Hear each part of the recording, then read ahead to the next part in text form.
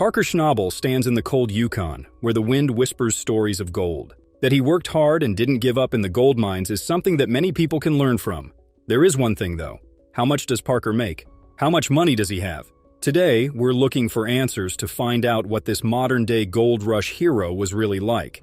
Parker Schnabel, a gold mining hero from the Yukon Territory of Canada, is known for his hard work and determination in the industry.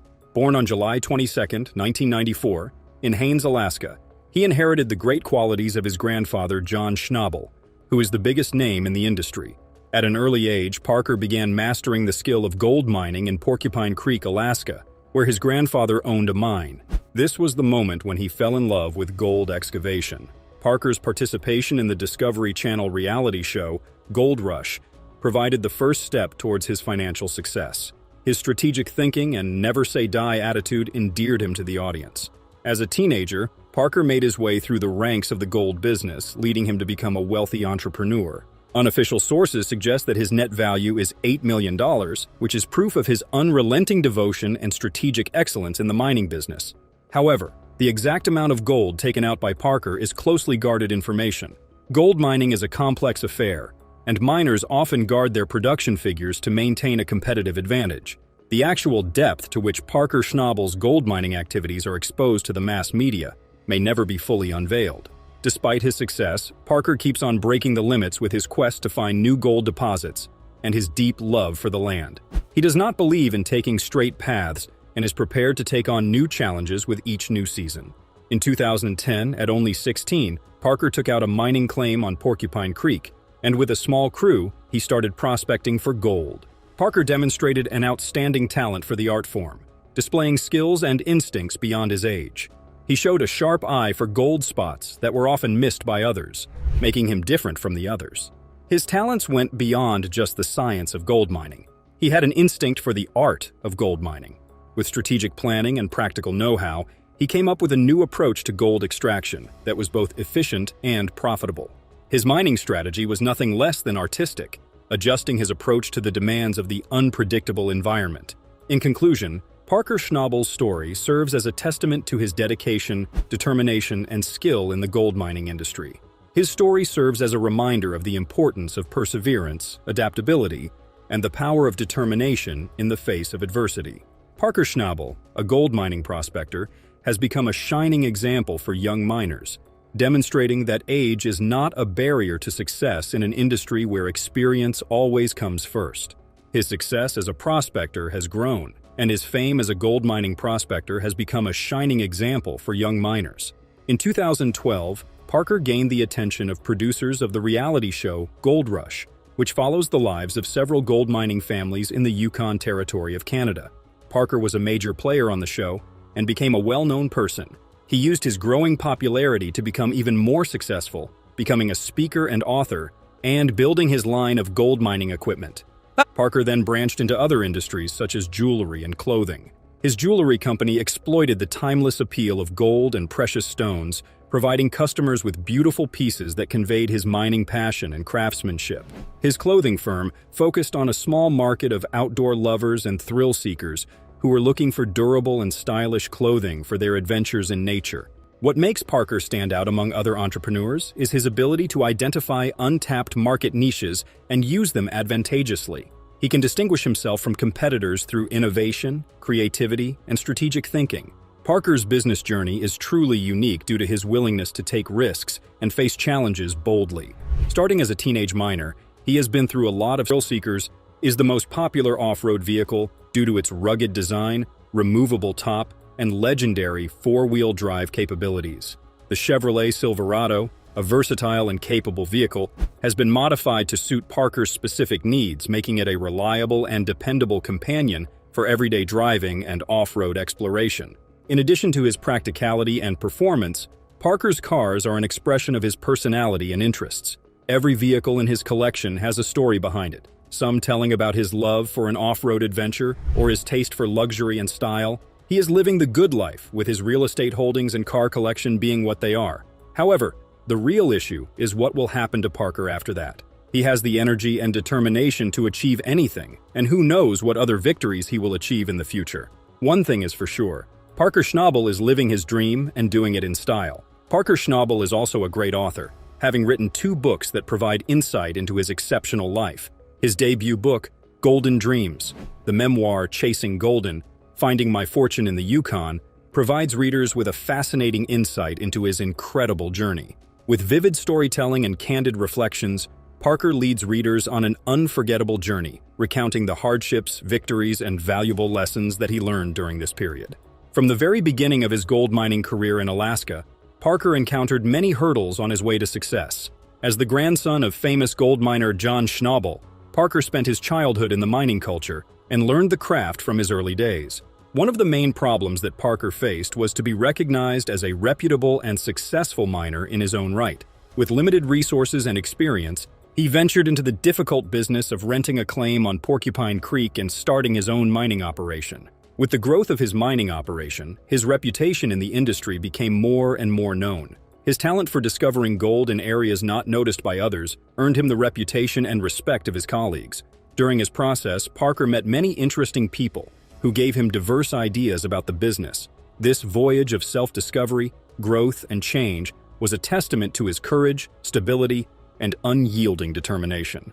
Parker Schnabel's 2 books, Golden Dreams and Audacious Gold, offer readers a unique perspective on the gold mining industry.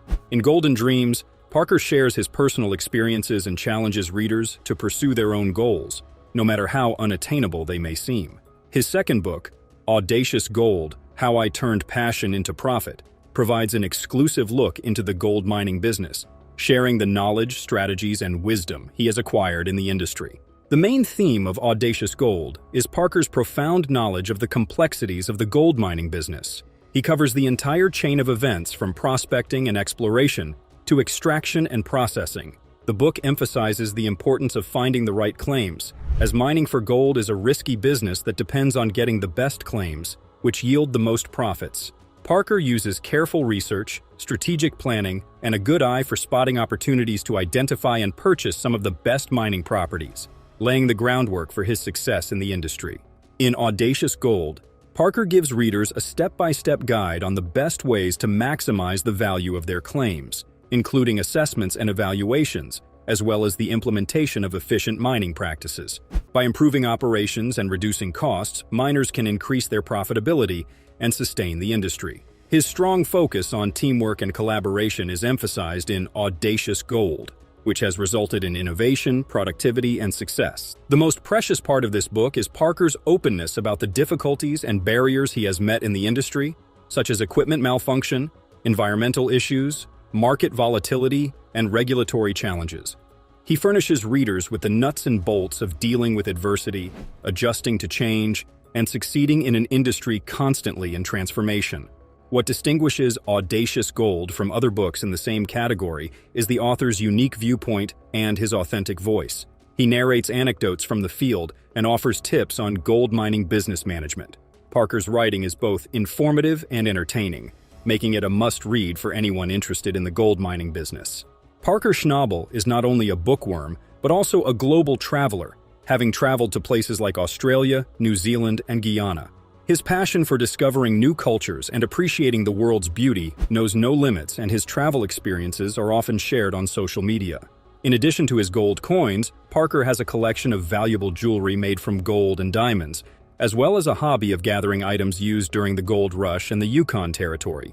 He has invested in several technology companies that are innovating new ways of gold exploration and extraction, resulting in significant returns.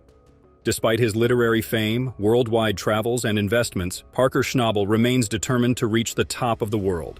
His determination make him one hell of a person. Rick Ness. Known for his uncanny ability to strike gold, Rick has etched his legacy in the Klondike's history. But hold on. This time, Rick's journey takes an unexpected turn. He faces a pivotal moment that could reshape his mining future. What life-altering decision has Rick made? And how will it steer the course of his gold-hunting saga?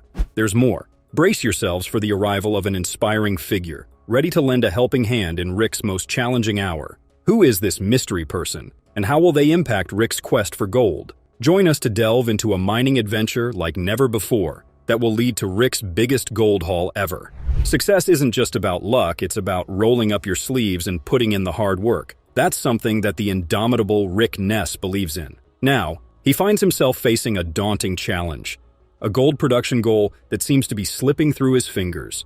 Despite the hefty investments in top-tier equipment, Rick is dealing with machinery issues. Different hurdles are emerging, putting a wrench in the gears of progress, but the twists and turns in this mining saga don't end there. On top of all that, Rick is at a crossroads, facing a crucial decision about the ownership of the land. But the heart of the challenge lies in the earth itself. The act of digging and extracting precious gold from the depths becomes a battle against time and nature. It's a struggle that Rick faces head-on, with determination etched on his face. In the vast expanse of the mining frontier, Rick Ness is facing a pivotal moment in his gold-hunting journey. Having staked his entire season on a daring move, a deep cut that promised a potential $5 million in gold, the reality is not living up to the glittering dream. The 190-foot deep cut, the bold gamble that could lead to a substantial payday, is yet to yield the expected results. The goal is 2,000 ounces of gold, but this weight of the goal hangs heavy on Ness's shoulders, not just for the sake of his crew, but for his own survival in the unforgiving world of gold mining. A world into which Rick has poured his heart, soul, and a considerable amount of resources, expecting a gold rush that would make headlines. However, the reality is a bit different. The very ground he walks on holds the key to his mining empire's destiny. However, the landowner has different plans for Rick. Troy Taylor, who is the owner of Duncan Creek, the claim on which Rick is working under the lease, pays an unexpected visit to Rick, who is already under stress for not meeting the gold production goal. Cutting right to the chase, Rick questions the purpose behind Taylor's unanticipated visit, and Taylor, without beating around the bush, dives straight into the heart of the matter. His revelation hangs in the air, laden with potential implications. He wants to sell the Duncan Creek. Rick is now confronted with a significant personal decision. The prospect of owning his own ground looms large, and the gravity of this choice could reshape the entire trajectory of his mining journey. Imagine the dilemma. On one side, the security of owning the land beneath which potential fortunes lie, and on the other, the challenge of meeting the production goals with the clock ticking. It's a decision that could either propel Rick into a new era of mining success or add another layer of complexity to his already intricate venture. But that's not the interesting part. Taylor, with a matter-of-fact demeanor, reveals the terms. $250,000 as a down payment, equivalent to 150 ounces of gold. Now that's how you make a deal with the gold diggers. Surprised by the unexpected proposition, Rick finds himself deep in thought. The idea of owning the very land he's been working on is both appealing and overwhelming. Unsure about taking such a significant step, Rick acknowledges that he is not sure if he can take such a massive step at this already challenging moment. The financial commitment attached to this decision plays on his mind, creating a whirlwind of considerations.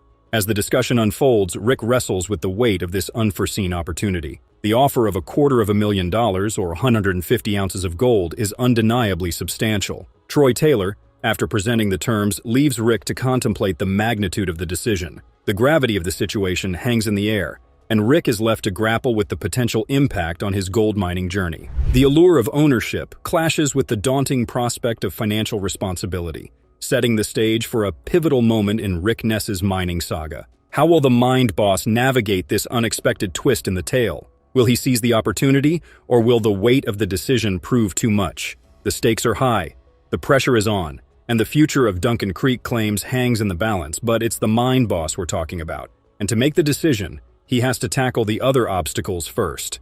Every miner knows that a glitch in the machinery can translate to lost time and, more importantly, lost gold. Despite heavy investments and state-of-the-art machinery worth millions, the results are not quite hitting the mark. It's a tough spot to be in, especially when your aspirations are as grand as Rick's. The machinery, boasting cutting-edge technology, stands as a testament to Rick's commitment. But, as every seasoned miner knows, the gold beneath the ground doesn't always give in easily. Rick is stuck dealing with a big problem, and he can't tackle it solo. He's in need of help, but the snow goes away quickly. The description is funny because of the uneven editing. Soon after, the 700 digger breaks down, and trying to rewild the hydraulic tubes makes the situation worse.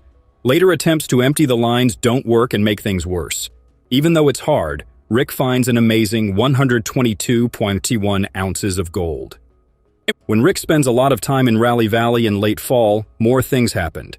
He is suddenly called away from his work to let him know that the claim owner is there.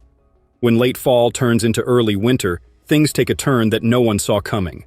The owner of the claim says she wants to sell it to Rick, but she won't say how much. For some reason, Rick is given an extra chance. He has 2 years to make the 150-ounce down payment if he can. After that, there are heated conversations, looks, and thoughts that make Rick come up with what seems like an odd plan. The first exciting part of Rick's plan is to go back in time to late summer. Running Monster Red and Rocky at the same time is a brave move. The storyteller builds a sense of mystery and tension by picking up on people's confusion about the strange editing choices. As the story goes on, an accident happens when a rock truck tips over while backing up to dump on a pay pile.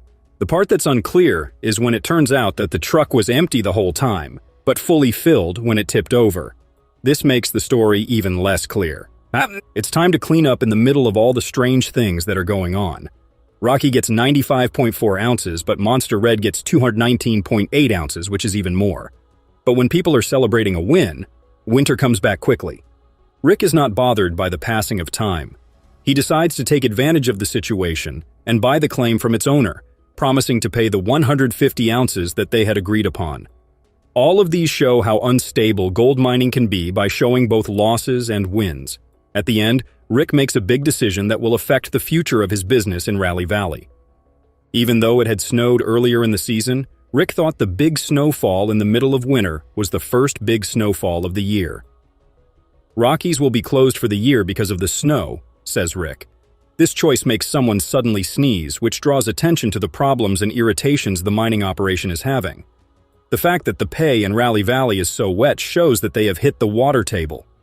To fix this, Rick adds a pump. Cutting that goes very quickly and exciting scenes. People say that the lack of progress the next morning is because the pump is too small, but it looks like there may be more issues. Rick decides out of the blue to take another pump without permission, which leads to a dry cut the next day. The story is mostly about the drama of the pump problem, but the water table's uneven effects make you wonder about some things. Since Rick has to pay $40,000 for the pump, it becomes more likely that Fred, who seems to have endless resources, could help with money. Even though there are problems and disagreements, the cleanup goes well, and 206.09 ounces of gold are found. These different kinds of problems and good outcomes show how unpredictable gold digging can be in the winter. As soon as winter comes early on